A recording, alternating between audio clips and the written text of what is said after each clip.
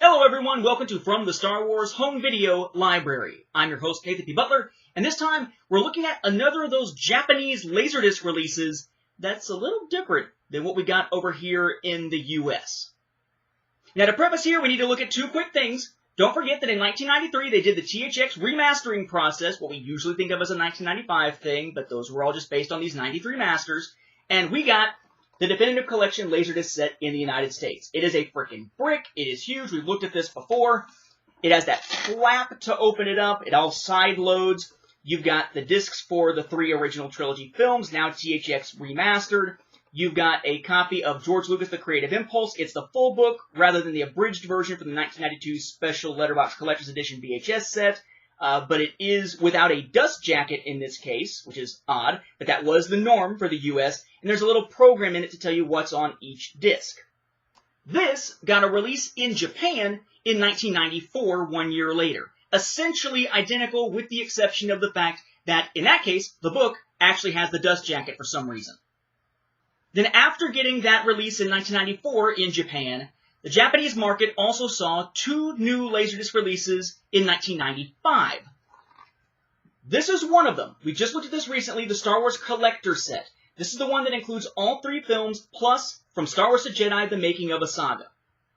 That special had seen a Japanese Laserdisc release before, but this is the first time that we were seeing it in this type of box set, kind of like what we got in 1992 with that, again, Special Letterbox Collector's Edition VHS set, where in the US you got all 3 films and Making of a Saga packaged together. But now comes the new thing and our focus for this episode. In 1995, the other release was a reissue, again, of what they called Star Wars The Definitive Collection. So the thing that we got in 93 in the US, that then was released in 94 in Japan and given a dust jacket, seemingly got released again. But it's kind of a yes and no. It sort of did, it sort of didn't. And it gives us one of the most interesting of the Japanese releases in how it diverges from what we got in the US and how it diverges from the previous version of basically itself. In 1995, the other release for Japan was this. Notice, widescreen collector's edition up at the top, Star Wars Trilogy, The Definitive Collection. This should be identical, right, or pretty much identical, to what they got in Japan the year before, and to what the US got in 93. But the packaging here, you'll notice, is the first difference. We got an obi here down at the bottom. Japanese releases get the obis and such. We'll take a look at this separately here. It is like the one on the collector's set. It kind of folds over the edge of the box. It doesn't actually go around the box. One edge has nothing on it. The other edge, also nothing. But then you got the part that kind of folds around here. A THX logo there. Says widescreen, otherwise it's Japanese. Same thing basically with the text going across the front and the other edge there, though it's not treated as an edge. It does show up on the front of the packaging. It's just the other blocky shape that winds up being treated more like an edge. And in this case, nothing on the back. Then the box itself looks a lot like what we got in 94 in Japan and in 93 in the US. Widescreen Collector's Edition, Star Wars Trilogy, Definitive Collection, names of the 3 films. Right, Laserdisc symbol down there on the corner. Got a blank side here. The other side, logo and information. Again, THX logo down at the bottom. Nothing on the top except for the logo again. Nothing on the bottom at all. On the back, you got your basic information about the sides. You know, stats, 20th Century Fox Home Entertainment, THX Laserdisc, CBS Fox, blah, blah, blah, blah. Down at the bottom, all of your stat type information. What you notice here, this doesn't have that thing on the side, on either side. We don't pull it open by going on a piece of Velcro. This sucker opens like a shoebox. So in essence, kind of what we're seeing here is similar to what we saw in 1995 in the US, with the THX Remastered Edition in widescreen getting 2 different versions of that set. A side loader, which is essentially what the thing is with the Velcro little latch on it, right? And the shoebox type opening edition, the top loader that we got for that version. Same kind of thing's happening here in Japan. in 1995, but as compared to 94 rather than the same year. So we open it up, again, like a shoebox. To protect the stuff in it, it's got some of these little foam pieces, which are nice. And we have, same logo, same title for Star Wars here. No Japanese text on the cover whatsoever on the front. Flip it to the back, info about who's in the film, 20th Century Fox Home Entertainment, as they were calling it over there at the time. And then we've got all of our stats and such here, some in English, some in Japanese. Inside, we've got 3 of these to hold the discs. And the discs are similar to what we've seen before. 20th Century Fox Home Entertainment up at the top, the laserdisc logo there, side number, THX logo, and logo for the film with Japanese underneath. It's the same for The Empire Strikes Back and for Return of the Jedi. We get another piece of foam, and if this is going to be like the 1994 Japanese release or the 1993 US release, the next thing I should see is a copy of George Lucas' The Creative Impulse. Not so. Instead, the next thing in that box, instead of George Lucas' The Creative Impulse, which is not in there this time, is this. The Making of Trilogy. Not the making of the trilogy or the Star Wars trilogy, but the making of trilogy.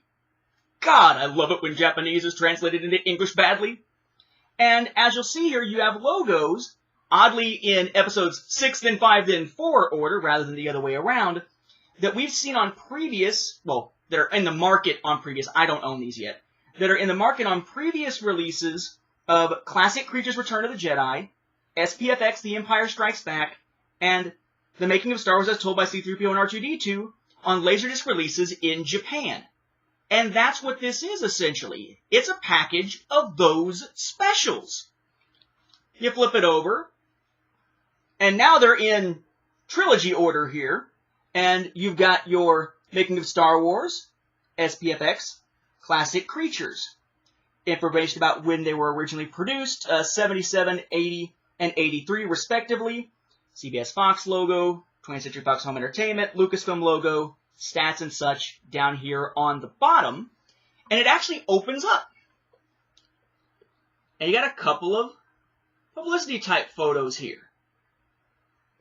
In this case, the discs are in that flimsy protector, not that kind of cardboardy feeling kind. Cardstock, I guess it would be called. And we've got Making of Star Wars on one side, Empire on the other. And these are not reused discs, at least not to my knowledge, because they don't just say SPFX The Empire Strikes Back or Making of Star Wars. Up above it, you can hardly see it there, it says The Making of Trilogy. And maybe that's what they're trying to say. It's not The Making of Trilogy with the missing. Maybe it's The Making of Trilogy, as in like the behind the scenes trilogy. And Making of is thought of as like a title or something. The last disc then, CBS Fox up there, has Classic Creatures Return of the Jedi with the Making of trilogy above it as well. And then the last side is simply empty. So for whatever reason, they took out the book. Goodbye to George Lucas' The Creative Impulse. We know that it existed in a Japanese set because it was in the one the year before. And they replaced it with the other 3 most well-known behind-the-scenes specials of their time, just like, also in this kind of white packaging, at least as far as the bigger box goes, just not for the special itself, we got From Star Wars to Jedi, The Making of a Saga in that other 1995 set. It's like 1995 was the year of the behind-the-scenes specials getting boxed in with the films in Japan on Laserdisc, for some reason. We then, of course, have another of those little foam sheets. Then the last thing in the box, I actually think is kind of neat, they gave it a little indentation so it can sit inside this little indentation and be protected. It's a program like what was in the American set. Similar looking on the front. No Japanese text on the front at all. Back, you know what? No Japanese on the back either. Really strange. We open it up, and I've gone through and made a comparison here personally.